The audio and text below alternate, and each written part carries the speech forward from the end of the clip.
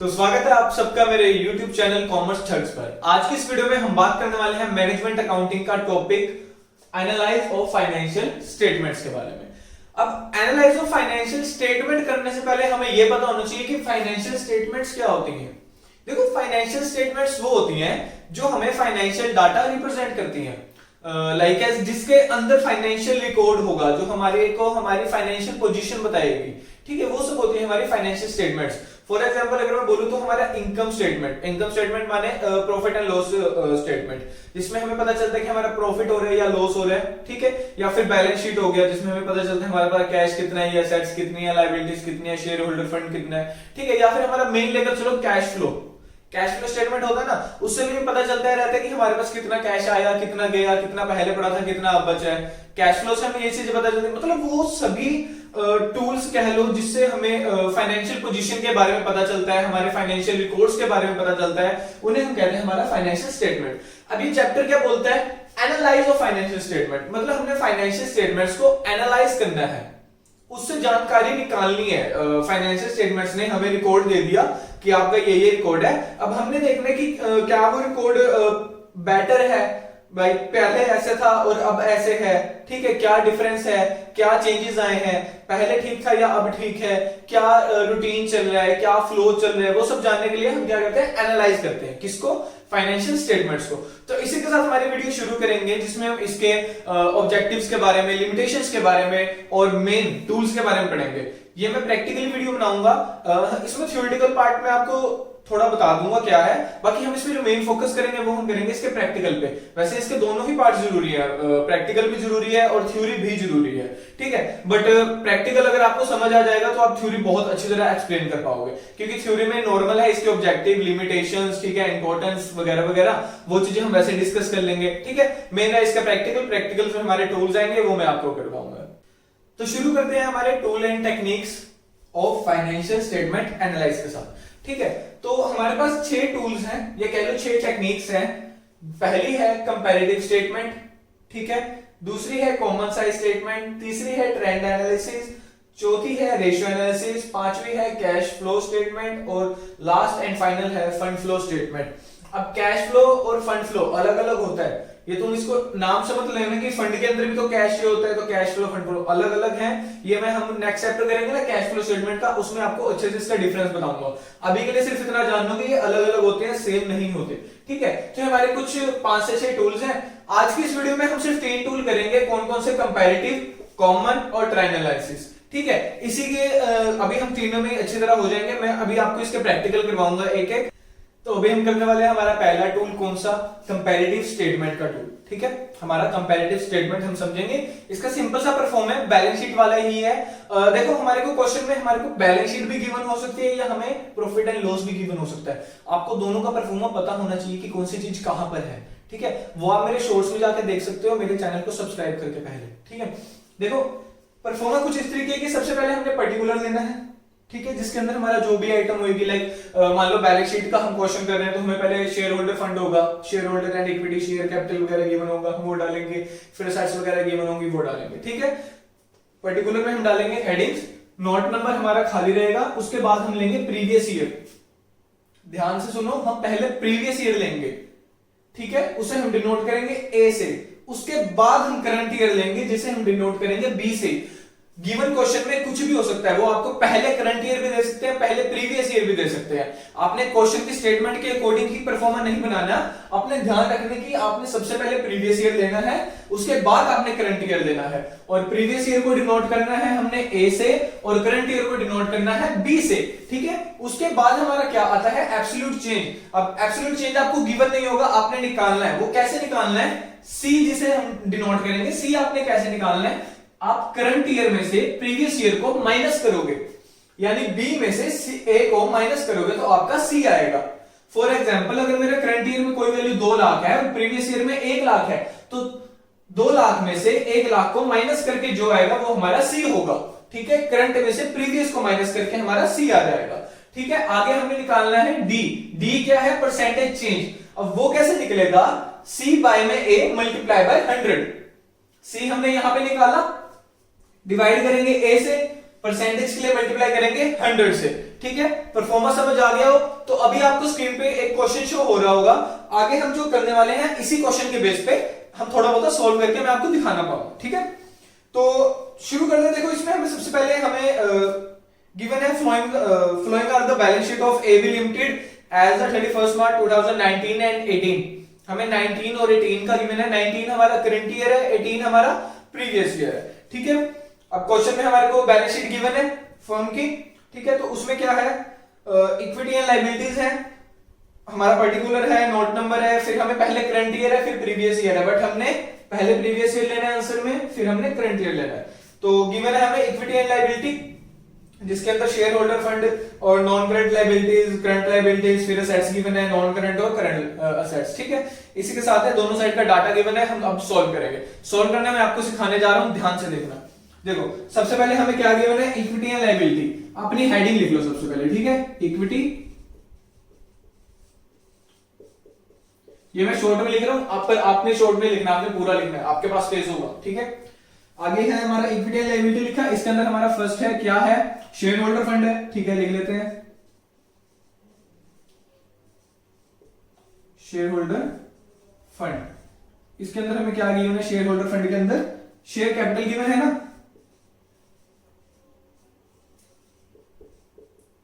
देखो आलस मत करना, ये सभी चीजें आपको लिखनी पड़ेगी। ठीक है, अगर आपका परफॉर्मेंस सही रहेगा ना तो आपके मार्क्स कोई भी नहीं काट सकता।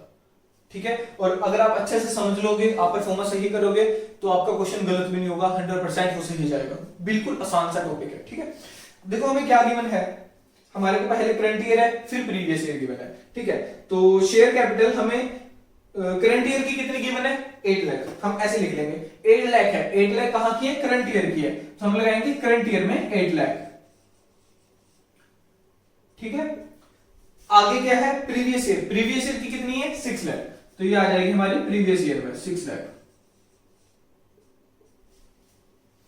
ठीक है, अब हमने निकालना है सी कैसे निकलेगा, डिफरेंस है, बी माइनस ए करेंगे, बी माइनस ए करेंगे, तो 8 लाख में से 6 लाख गया, कितना बचा, 2 लाख, तो 2 लाख आ जाएगा हमारा सी। ठीक है, नेक्स्ट स्टेप क्या है, डी निकालना है। डी निकालने का फॉर्मूला क्या है, सी बाय ए मल्टीप्लाई 100, तो सी हमारा क्या आया, 2 लाख। ठीक है, ए हमारा कितना था, 6 lakh, 2 lakh by 6 lakh multiply by 100। Calculator में तुम कैलकुलेशंस कर सकते हो, कोई मना नहीं करेगा। तो कितना आएगा इसका, 33.33%। ठीक है, अभी तुम परसेंटेज पीछे ना लो क्योंकि तुमने यहां पे शो कर रखे हैं। ठीक है, ये हमारा आ गया 33। नेक्स्ट पे चलते हैं। नेक्स्ट क्या गिवन है हमारे को, रिजर्व एंड सरप्लस गिवन है। ठीक है, लगाओ हेडिंग लगाओ पर्टिकुलर में, रिजर्व एंड सरप्लस। अब रिजर्व एंड सरप्लस हमें क्या क्या गिवन है, 1 लाख। 1 लाख कहां के, करंट ईयर का, तो करंट ईयर में लगाएंगे 1 लाख। उसके बाद है 2 लाख गिवन है, वो किसका, प्रीवियस ईयर का। मैं कह रहा हूं ध्यान रखना कि हमारा प्रीवियस ईयर कौन सा है और करंट ईयर कौन सा है। अगर आपने वहां पे गड़बड़ कर दी फिर आपको कोई भी नहीं बता सकता। ध्यान से लेके चलना कि करंट ईयर में फिगर्स लिखनी है और प्रीवियस ईयर की क्या फिगर्स है। ठीक है, तो अभी यहां पे 1 लाख हमारा करंट ईयर का था और 2 लाख है हमारा प्रीवियस ईयर का।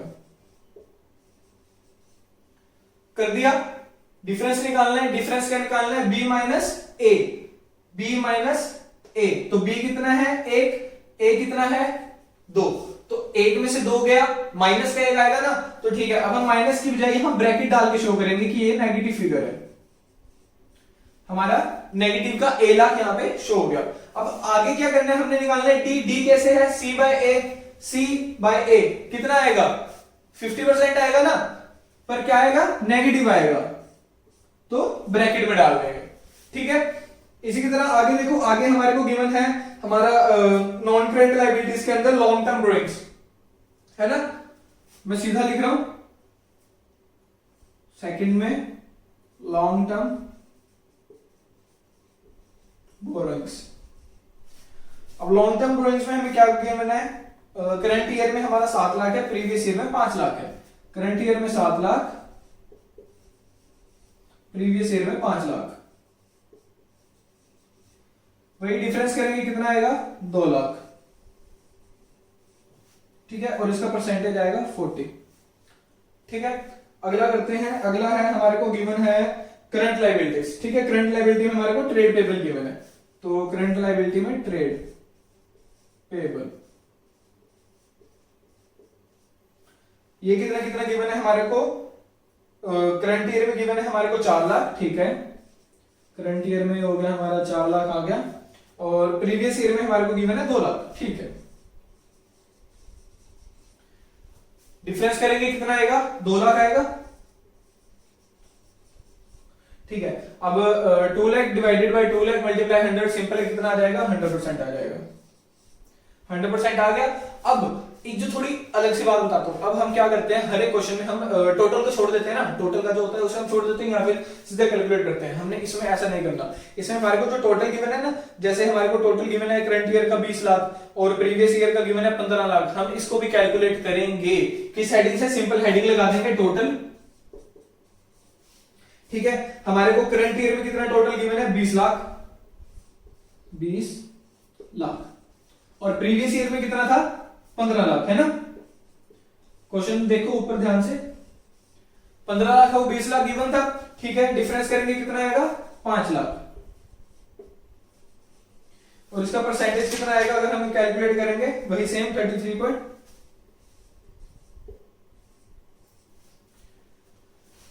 ये हमने अभी लायबिलिटी मतलब शेयर होल्डर फंड वाले लायबिलिटी वाली साइड हमने क्लियर कर ली। इसी तरीके से हम एसेट वाली करेंगे, और इसी तरीके से अगर हमारे पास जैसे ये बैलेंस शीट का गिवन था, ठीक है, अगर हमें प्रॉफिट एंड लॉस अकाउंट का भी परफॉर्मा गिवन होगा, सेम वही करना है। हमने ध्यान रखना है कि प्रीवियस ईयर की आइटम्स कौन सी हैं, करंट ईयर की कौन सी हैं, उनका डिफरेंस निकाल देना है, और उसके बाद में परसेंटेज निकाल देनी है। भले आपको यहाँ पर्टिकुलर्स में कोई भी डाटा गिवन हो, ठीक है, वो डाटा भी आपको सीक्वेंस में गिवन होगा, आपको परफॉर्मा भी याद करने की इतनी जरूरत नहीं पड़ेगी।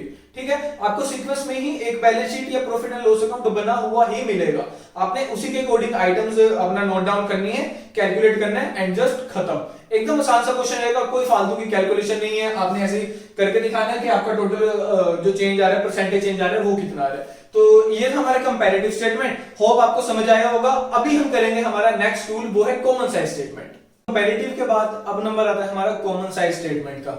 ठीक है, कॉमन साइज स्टेटमेंट भी हमारे को बैलेंस शीट भी गिवन हो सकती है, प्रॉफिट एंड लॉस भी गिवन हो सकता है। आपको हल्का फुल्का परफॉर्मा पता होना चाहिए। ठीक है, आप कर लोगे क्वेश्चन, चाहे आपको कुछ भी गिवन हो। यहाँ पे खाली अभी मैं स्पेस नहीं था तो खाली लायबिलिटी साइड को ही सोल्व करके दिखाऊंगा।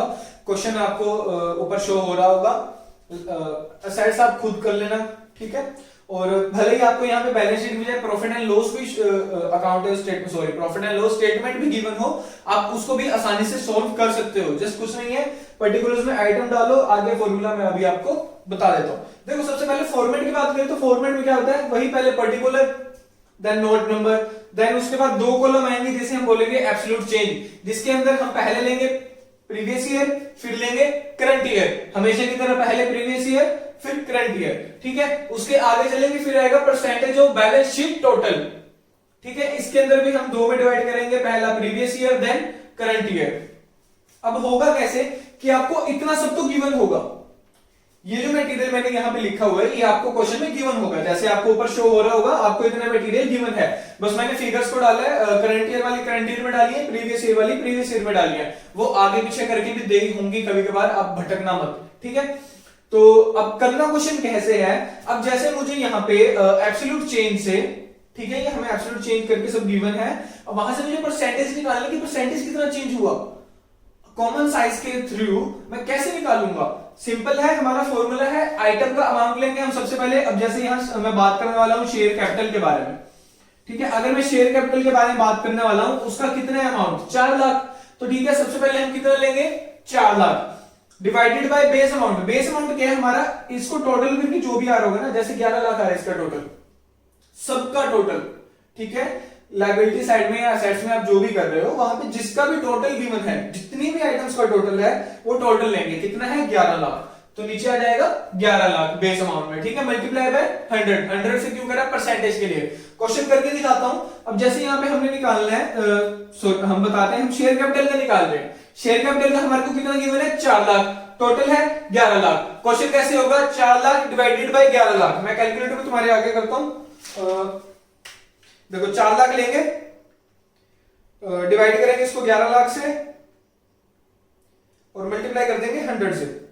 तो हमारा आंसर आ गया 36.36। तो वही लिख देंगे हम यहां पर, क्या आया हमारा 36.36। ठीक है, आगे है हमारा 9 लाख।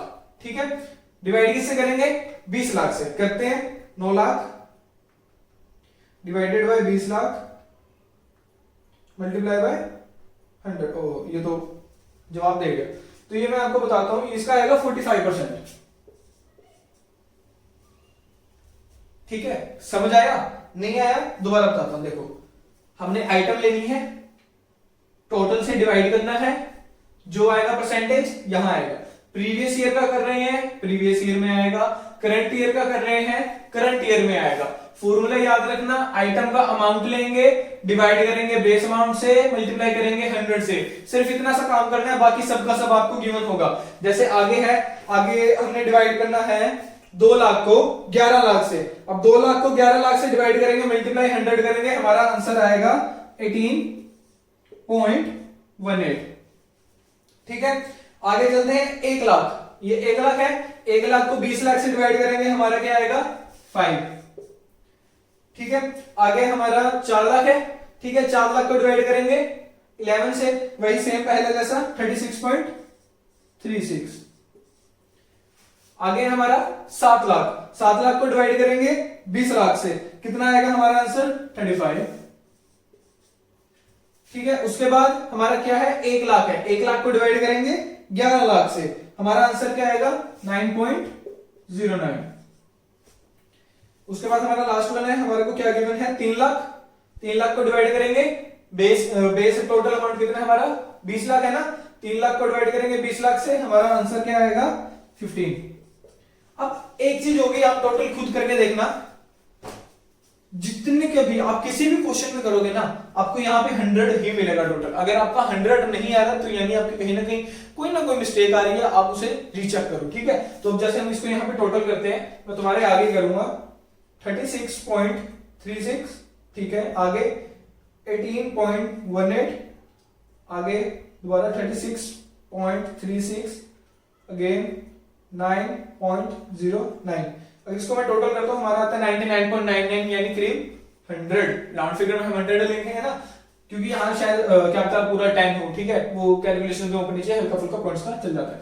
इसको भी टोटल करेंगे, यहाँ भी 100 आएगा। नीचे असेट्स वाली साइड पे भी अगर आप करने के बाद परसेंटेज निकालने के बाद उसका टोटल करोगे तो उसका भी 100 ही आएगा। ये 100 आपको बताएगा कि आपका क्वेश्चन ठीक जा रहा है या गलत जा रहा है। ये स्टेप जरूर लेना है आपने। ठीक है, ये एंड वाला स्टेप जरूरी नहीं रखता, क्वेश्चन में आपसे नहीं पूछा, बट आपको पता होना चाहिए, जिससे आपको यकीन रहेगा कि हाँ मेरे 15 मार्क्स पक्के हैं। ठीक है, तो कुछ इस तरह से कॉमन साइज हमारा दोबारा बता देता हूं। कॉमन साइज में हमने आइटम लेनी है, उसको डिवाइड करना है उसके टोटल से। ठीक है, item divided by total multiply by 100, जो भी अमाउंट्स आएंगे हमारे प्रीवियस ईयर वाली प्रीवियस में, करंट ईयर वाली करंट में करना है। टोटल आना चाहिए हमारा 100, चाहे वो लायबिलिटी का हो चाहे हमारा असेट साइड का हो। असेट्स वाला मैंने करके दिखाया, पर आप जो लोग जरूर करना, क्वेश्चन आपको अभी भी ऊपर शो हो रहा है। ठीक है, अब ये था बैलेंस शीट का। अब भले ही आपको प्रॉफिट एंड लॉस में भी गिवन हो, तो उसमें भी आपने सेम स्टेप ही लेने हैं। पर्टिकुलर में अपने अपनी आइटम डालनी है, अमाउंट डालनी है, पर अमाउंट ध्यान से, मैं दोबारा कह रहा हूं, प्रीवियस वाली प्रीवियस में, करंट वाली करंट में, क्योंकि ज्यादातर मिस्टेक्स यहीं पर होती हैं। करंट वाली को प्रीवियस ईयर में लिख देते हैं, प्रीवियस वाले को करंट में लिख देते हैं, तो सारा आंसर घपला घप हो जाता है। ठीक है ना, तो ये था हमारा कॉमन साइज। अब इसका लास्ट बताने वाला मैं आपको ट्रेंड एनालिसिस, एकदम आसान है, बने रहो वीडियो में। तो अभी हम करने वाले हैं हमारी आज की वीडियो का लास्ट टूल या फिर लास्ट टेक्निक, जो कि है ट्रेंड एनालिसिस। अब ये एकदम सिंपल सी है। इसमें ना आपको क्वेश्चन जैसे आपको ऊपर शो हो रहा होगा, इसमें हमें 3 चीजें दे रखी हैं। हमें सेल भी गिवन है, ठीक है, उसके बाद हमें फिक्स साइड की अमाउंट भी गिवन है, और लास्ट में हमें प्रॉफिट आफ्टर टैक्स भी गिवन है। हमारे को 3 चीजें गिवन है। अब इसके लिए हम 3 अलग अलग सम नहीं करेंगे, हम इसको तीनों को एक में ही लेके चलेंगे। अब क्वेश्चन में आपके पास 3 हो, 4 हो या 1 हो, आपने सेम ही तरीके से काम करना है। परफॉर्मा कुछ इस तरीके से हो जाएगी कि सबसे पहले हम ईयर लिखेंगे, फिर हमें जो भी आइटम दे रखी है, सेल गिवन है, फिक्स साइड गिवन है या प्रॉफिट आफ्टर टैक्स गिवन है, हम वो नोट कर लेंगे और उसको डिवाइड कर देंगे 2 पार्ट्स में। किसमें? एक अमाउंट में और दूसरा ट्रेंड परसेंटेज में। अमाउंट हमें हर एक चीज का गिवन होगा एज पर ईयर्स, ठीक है। अमाउंट हमें गिवन है, हमने क्या निकालना है? Trend percentage. अब ट्रेंड परसेंटेज निकालने का फॉर्मूला क्या होता है? करंट ईयर आइटम, ठीक है, कि जिस भी ईयर को हमने निकालना है वो हमारी करंट ईयर होती है। अब लाइक ऐसे यहाँ पर मैं निकालने वाला हूँ 2009 का निकालना है मुझे डाटा कि 2009 का ट्रेंड परसेंटेज क्या होगा, तो 2009 मेरा करंट ईयर होगा और क्या होगा डिवाइडेड बाय बेस ईयर।